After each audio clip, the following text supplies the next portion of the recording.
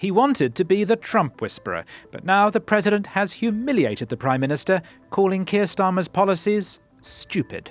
Having given away the Chagos Islands and now green-lighted the Chinese super spying embassy in London, doesn't the Donald have a point? Starmer's sense of a rules-based order is based not upon values or philosophy, but the rules themselves. Yes, regardless of whether they're good or not. Are you just obeying the rule? Because they're there. So the rule for the Chagosians is totally different from the rule for the people of Greenland or the Falklands. Yes. But the point for him is simply that the rules are being followed. Yes.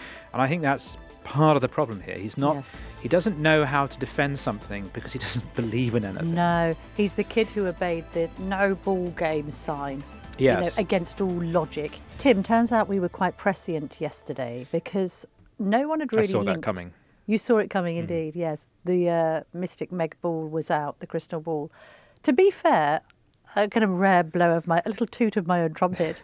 I did point this out with Lisa and Andy at the weekend on my GB News show. I said, well, hang on a minute. Starmer's talking about the self-determination of Greenlanders and trying to protect their interests. Yet he's sold out the Chagosans, and therefore he can be criticised for the Great Chagos sellout. And then Andrew Rossendale, having recently defected from the Tories to Reform, made that very point in this Daily Tea studio. He claims the straw that broke the Conservative camel's back for him was this idea that the Tories started the process of selling the Chagos Islands and OK, Labour gave it rocket fuel, but what on earth were they thinking in the first place? And now, lo and behold, Trump has called Starmer out on this idiotic foreign policy decision by Labour. Overnight, Donald Trump went on the Truth Social platform to describe Starmer's plan to hand the Chagos Islands to Mauritius as, quote, an act of great stupidity. He said, and you have to imagine this in the style of a Jackanory reading in the early 80s, with Trump in a comfortable jumper and a rocking chair talking to the audience. Shockingly, our brilliant, that's in inverted commas, NATO ally, the United Kingdom, is currently planning to give away the island of Diego Garcia. He'd have loved saying that. Yes. Diego Garcia, we love to say that. The site of a vital U.S. military base to Mauritius, and to do so for no good reason whatsoever. That was in capital letters. There is no doubt that China and Russia have noticed this act of total weakness. These are international powers. That's that's capitalized. Yes. It's interesting. Who only recognize strength, which is why the United States of America under my leadership is now, after only 1 year, respected like never before. The UK giving away extremely important land is an act of great stupidity, capitalized, and is another in a very long line of national security reasons why Greenland has to be acquired. Denmark and its European allies have to do the right thing.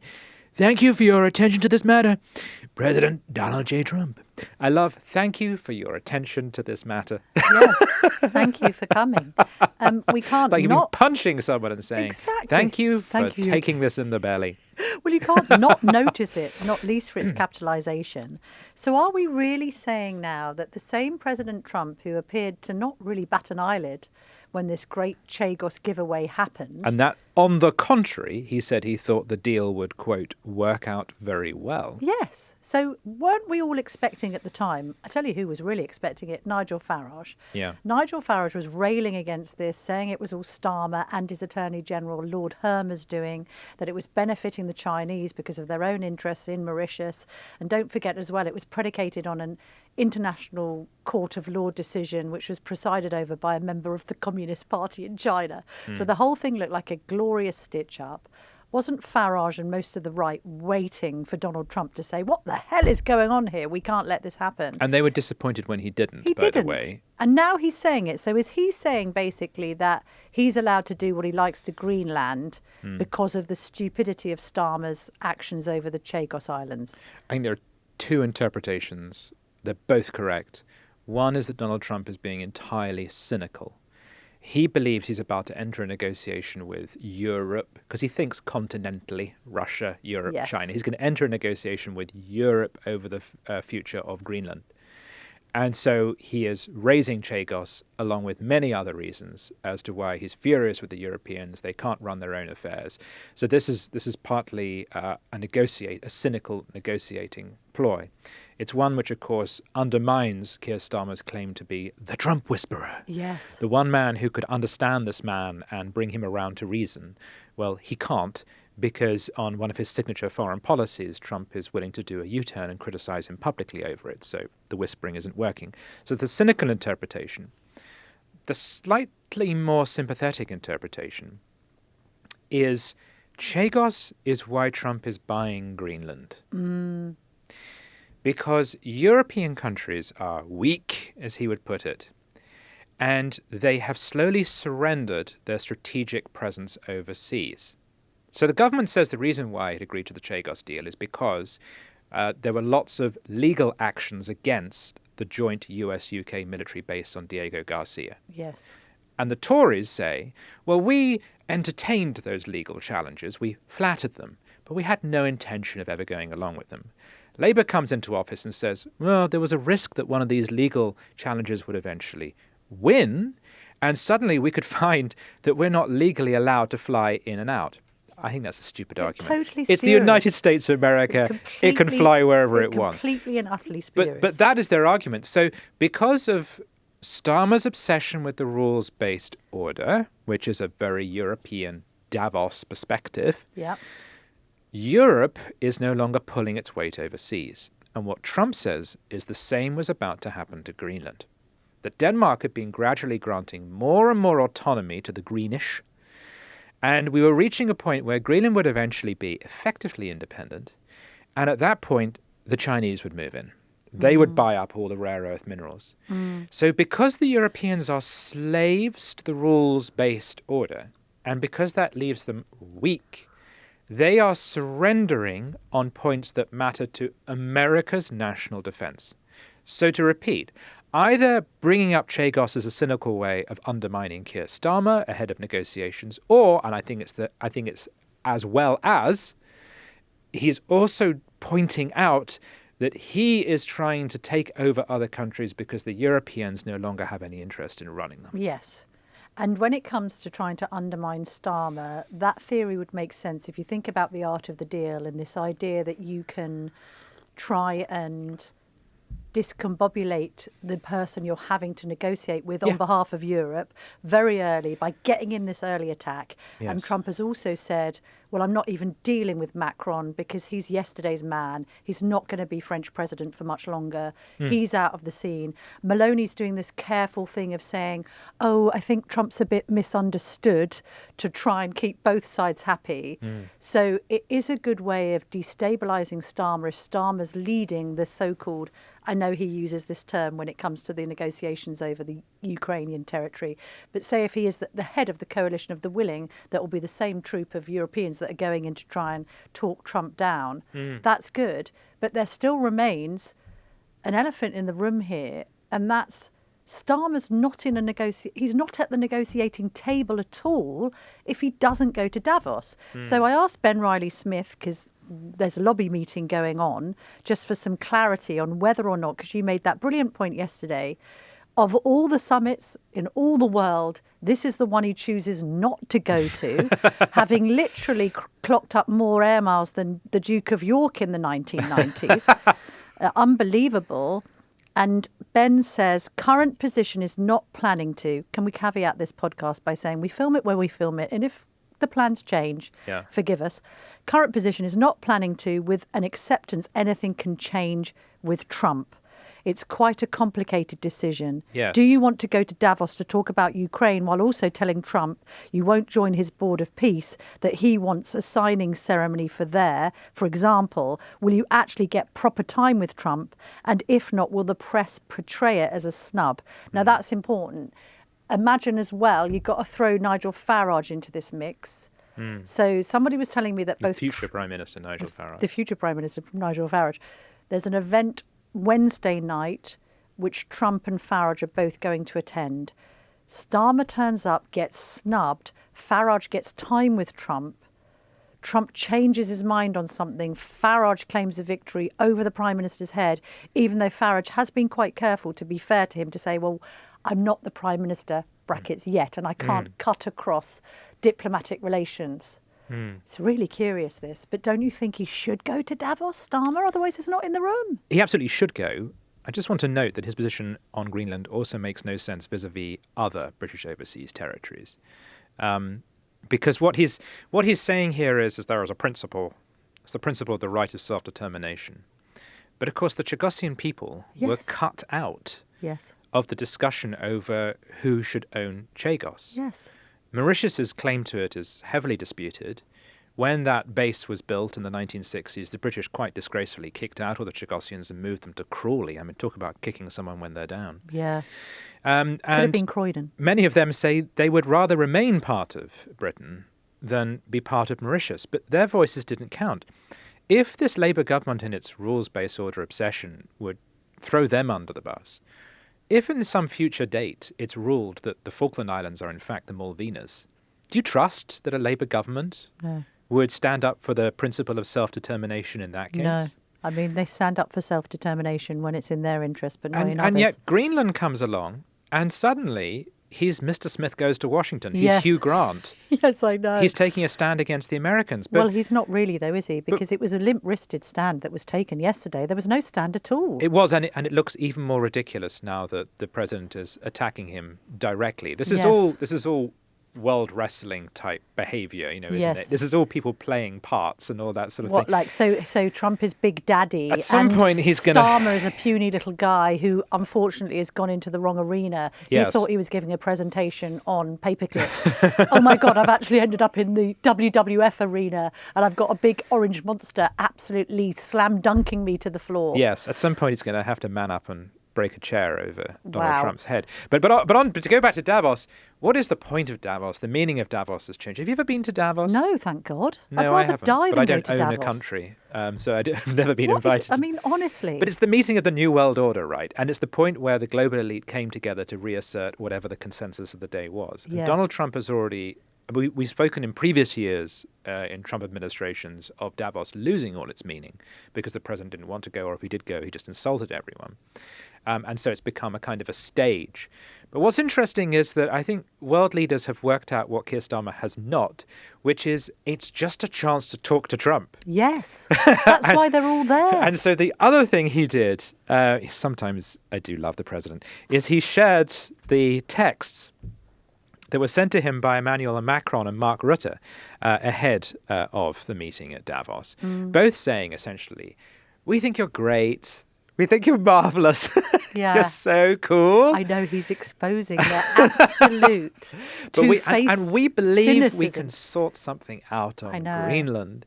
But the most interesting text from Macron is he said, and we can meet on the margins with the Syrians and the Russians. That's being facilitated by Macron. When you say Davos has lost all its meaning, David Beckham is there. Everyone's there. And we're going to be talking about Brooklyn Beckham's departure from the Beckham family, which Will, our video editor, is describing as Begxit, which I think is right. It's very clever. Begxit, I should say. Begxit. Do you see what we've done there? But if David Beckham is turning up, what was the meaning of Davos? Yes, Odd. It becomes, as I say, an opportunity to meet celebs. Well, I was meet people you've only ever seen on TV. I was overhearing a conversation just at the news meeting where they were saying about Davos, right, how are we actually going to present this on the website? Because we've got this serious geopolitical stuff going. Yes. And then one of our esteemed editors said, and what are we going to do with Katy Perry? If Katy Perry turns up with Justin Trudeau, what do we do with that? Yes. What do we do with Beckham? What do we do with this cast of strange characters that turn up at this thing? Yes, because actually the meetings and discussions themselves are inanely boring. As I have said, I've never physically been because I didn't kill Jack Kennedy. But for those members of the lizard elite that do get invited, I have watched on telly live broadcasts, and they are discussions like what is the eco-synergistic future of the solar energy industry and Upper Volga, Volta. It's really boring stuff. Yes. It's just a chance to be seen with Trump and to talk to Trump. And I wouldn't be surprised if US officials meet with the Iranian while they're there, which again is why this is the one case in which I'm really surprised Keir Starmer chose not to go. We could take the Daily Tea on the road to Davos next year and pick the most fringy, irrelevant discussions. We'd have to camp outside with David Icke. They wouldn't let us in. We could because get we didn't David fake the Icon. moon landings. We didn't get No, invited. indeed. This is who it's for. I do want to mention while all this is going on, we're being visited by the Speaker of the House, Mike Johnson. You were there this morning. Did you see I Big Mike? wasn't there because I couldn't get in because all the tickets were taken. It was held in a committee room. They didn't put him as you would expect them to do in the big royal apartments. Yes, of course. Where hundreds of people can fit in. Instead, it was in the committee room. It's always interesting when an American visits, there was a disproportionate number of Tory MPs attending rather than Labour ones because they take the Atlantic Partnership so terribly seriously. And I thought the speeches were interesting in the way they were calibrated. So Lindsay Hoyle was talking about the history. The Speaker introduced him and talked about the history of cooperation between our two countries, how much we have in common. There may be disagreements, but we can resolve it through dialogue. I felt it was well phrased and pointed. Mike Johnson got up and observed that Lindsay Hoyle was like Churchill, although he can speak far too long. Which is, it's funny how people now just make gags about how much Lindsay Hoyle says, but I still think Lindsay Hoyle said it very well. But again, Mike Johnson was very carefully calibrated. We can discuss this. We have something to resolve here, but ultimately we have more in common than what divides us. And he also talked about how the younger generation risks losing its inheritance because it's not been educated in liberty. It's not been raised to value those things that make Britain and America great.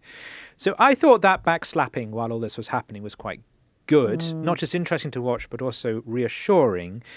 We focus on Trump, and Trump is obviously really important because he runs the world, but there is still dialogue among elites. And I think they are still hoping to find a way through this.